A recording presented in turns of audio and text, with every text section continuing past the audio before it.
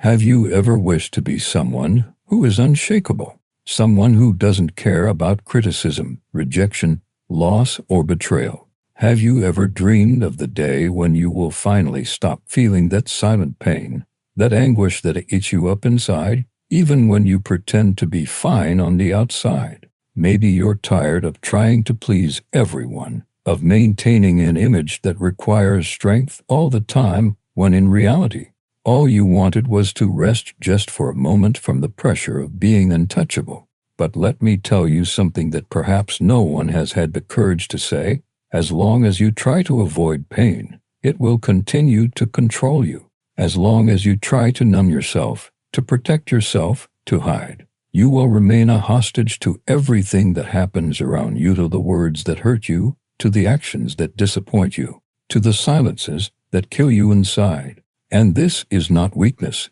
This is the reality for most people. The difference is that some pretend better than others. Carl Jung, one of the greatest names in depth psychology, said that we are not what happens to us, but what we choose to become. And that's where the key lies. It's not about shielding yourself from the world. It's not about becoming cold, indifferent, or untouchable. It's about integrating. It's about bringing to light everything that currently affects you in the dark. Because true strength is not the absence of pain, but the full awareness of who you are, even when you are bleeding. If you've made it this far, it's not by chance. This video is for you who are tired of hurting yourself with everything and everyone. It's for you who feel that you are always at an emotional disadvantage, as if other people have a power over you that you don't understand. I want to show you that it doesn't have to be this way. But for that, you will have to face some truths that may hurt. And perhaps for the first time, this pain will set you free. Let's get started. You believe that what hurts you is out there, in the actions of others, in poorly chosen words, in the abandonments you have suffered, in the betrayals you did not expect. But the truth is brutal. None of this really has the power to hurt you unless there is already an open wound inside you. What hurts you is not what others do to you. It is what these experiences activate within you. It is the story you tell yourself about it. It is the old trauma that has never been addressed. It is the emptiness you disguise with strength, with pride, with that desperate need to seem well-adjusted. Jung shows us that the pain we feel in the face of the external world is merely a reflection of what has not yet been integrated into our internal world. That is why some people can go through devastating situations and still maintain clarity, while others crumble in the face of a simple comment. It is not about what happens, it is about where it hits you. And here comes an uncomfortable truth. You still suffer so much because, on some level, you believe you can control how the world should treat you. You are still trying to be good enough, smart enough, strong enough, understanding enough, as if that guarantees that no one will hurt you. But control is an illusion, and as long as you cling to it, you live in constant tension, trying to predict the unpredictable, trying to avoid the inevitable. Do you want to stop suffering? Then stop protecting yourself from suffering. What you need is not more control, but more awareness. As long as you believe that people need to change for you to stop feeling pain, you will remain enslaved by the actions of others. Your freedom begins the moment you understand that everything that comes from outside only has power if it finds an echo within you. And this is exactly where the true battlefield lies. The unconscious. What you do not see, do not understand, and do not master, masters you. And this is what we will explore in the next part. Get ready to dive one level deeper because that is where true transformation begins. If this content is making sense to you, click the subscribe button and subscribe to the channel. Thank you for your support. The biggest lie you've been told is that you are in control of your life because you're not, at least not as long as you continue living on autopilot, reacting without knowing why, feeling without understanding where it comes from, making decisions that you later sabotage. Carl Jung made this clear when he said, "Until you make the unconscious conscious, it will direct your life and you will call it fate." And that is exactly what is happening to you right now. The pain you feel, the anger that explodes out of nowhere, the sadness that invades you without explanation, none of this is random. They are messages coming from parts of you that have been forgotten, ignored, repressed. Jung referred to this dark territory as the unconscious, and it is not just a cloud of vague thoughts, it is an active force, an entire system of memories, trauma, desires, and fears that you do not want to face, but that continue to decide what you feel and how you act.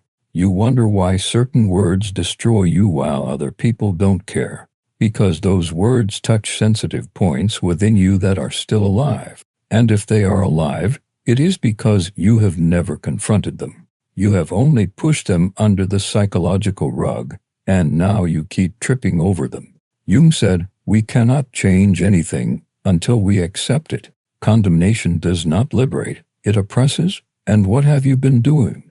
Judging yourself, repressing yourself, silencing yourself, as if that would solve anything. The truth is that the unconscious does not disappear just because you ignore it. It only finds more dangerous ways to manifest, in toxic relationships that you repeat, in patterns of self-sabotage that you cannot break, in anxieties and fears that arise when everything seems to be going well.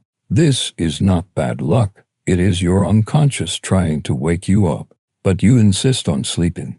Do you want to be someone who is no longer hurt? Then stop running away from what is inside you, because as long as you do not know your unconscious, you will be a puppet of your emotions. And the more you try to protect yourself from external pain, the more vulnerable you become to internal pain. But there is a way out, and it is not in defending yourself. It is in integrating yourself, because becoming untouchable is not an act of resistance. It is an act of deep knowledge. This is what we will see next. What does it truly mean to be someone who is unshaken, and why does this strength not come from armor, but from acceptance? Let's continue. Most people believe that the only way to avoid getting hurt is by closing themselves off. They build walls, create masks, develop emotional armor, and pretend that nothing affects them. They say, "I don't care anymore, I couldn't care less, nothing gets to me," but inside, they continue to bleed. They keep corroding, because the problem was never about feeling. The problem is not knowing what you are feeling and why. And this only happens to those who do not yet know themselves. Jung was precise when he stated, "Know all the theories, master all the techniques, but when touching a human soul, be just another human soul." And that human soul you insist on hiding behind a strong, invulnerable, controlled character it is screening to be seen. Becoming emotionally strong has nothing to do with being cold. It has nothing to do with ignoring pain, avoiding conflict, or pretending not to care. It has to do with integrating, with accepting, with bringing to light everything you have buried in the dark. You do not become untouchable by creating a barrier between yourself and the world. You become untouchable when you realize that no one can touch what has already been embraced within you. When you integrate your shadow sire fears, your flaws, your insecurities, stop reacting to everything. You observe, you choose. You are no longer an emotional puppet, and that is true freedom. Jung called this individuation, the process of becoming who you really are, not what others expect of you, not what you thought you should be to be accepted, but what emerges from within, from the meeting of light and shadow, between ego and unconscious. Individuation is not a process of perfection, Jung said, but of integration. You do not need to become a better person, you just need to become whole. And here is the secret that no one told you: the more you run from pain, the more it chases you. The more you try not to be affected, the more fragile you become. But when you face your own wounds, when you accept who you are with all that is beautiful and ugly, noble and shameful, nothing outside has the power to dismantle you. However, this path requires courage. Courage to look within, courage to abandon the masks, courage to feel. Because it is precisely in pain that the key to transformation is hidden. And that is what we will discover in the next part. How suffering, far from being an enemy, can become the gateway to your true strength. Let's dive deeper, and this time, without fear. You learned to hate pain since you were little. You were taught that suffering is a sign of weakness, that crying is a waste of time, that feeling too much makes you vulnerable. And so, you began to run, to avoid, to deny. But the more you flee from suffering, the more it chases you. And the worst part, it changes form. It disguises itself as anxiety, anger, apathy, boredom, self-destructive impulses that you don't even understand where they come from. Ignored pain does not disappear. It just digs tunnels inside you until one day, without warning, everything collapses. Jung saw suffering in a completely different way. He believed that pain was the messenger of the soul, the alarm of the unconscious, the language that the self, what you are, your entirety, uses to get your attention. He said, depression is like a lady in black. If she appears, don't push her away. Invite her to sit down, offer her a coffee, and listen to what she has to say. But you don't listen. You silence yourself, distract yourself, keep yourself busy, numb yourself. You do everything to avoid looking at what really matters. What is this pain trying to show you? The truth is that suffering only hurts so much because you are still at war with yourself. There is still a part of you wanting to grow and another part wanting to keep everything as it is.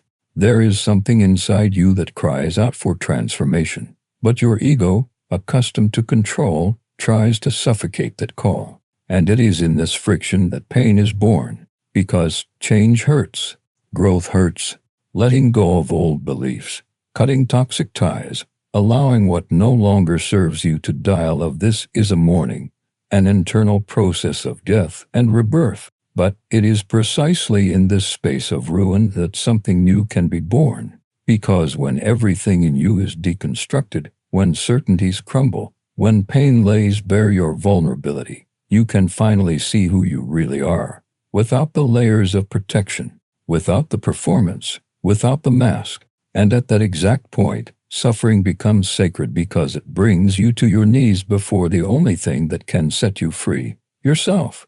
You knew this. He understood that suffering is not a failure of the system. It is part of the process. Pain is not the end of the road. It is the beginning of the journey towards individuation. The problem is that most people give up before crossing that dark valley. They flee, they distract themselves, they return to the surface. But not you. If you have made it this far, it is because you are ready to cross. And in the next part, we will understand how this crossing process happens, how the path of individuation, no matter how lonely and brutal it may seem, is what finally sets you free. Let's continue. It's getting deeper now. Few people have the courage to begin the journey of individuation, and even fewer have the courage to complete it, because this path does not promise comfort, does not offer guarantees, does not protect your ego, it destroys it. Jung referred to individuation as a process of becoming who you are, but this means, above all, unlearning what you think you are. And that hurts more than any external rejection, because you start to realize that much of what defined you until now was an illusion. You are not your achievements. You are not your traumas. You are not the image you constructed to be loved, respected, or admired. All of this was what you created to survive. But surviving is not living, and individuation is life's call beyond survival. It is when the unconscious begins to push everything that has been repressed, hidden, and distorted to the surface. Individuation requires the dissolution of the persona, Jung wrote, for it is merely a mask of collective convenience. In other words, you will need to tear off your own skin to discover what lies beneath. It is in this process that you begin to become untouchable, not because nothing affects you anymore, but because you have already gone through the fire. You have faced your monsters. You have looked into the eyes of your shame, your neediness, your anger, and said, I see you and you no longer control me. It is this internal clarity, this lucidity in the face of your own darkness, that gives you a strength that does not depend on approval, recognition, or control. You no longer need to be loved by everyone. You no longer need to win every argument. You no longer need to appear strong because you know who you are. And no one can take that away from you. True emotional armor is not a shell, it is a core.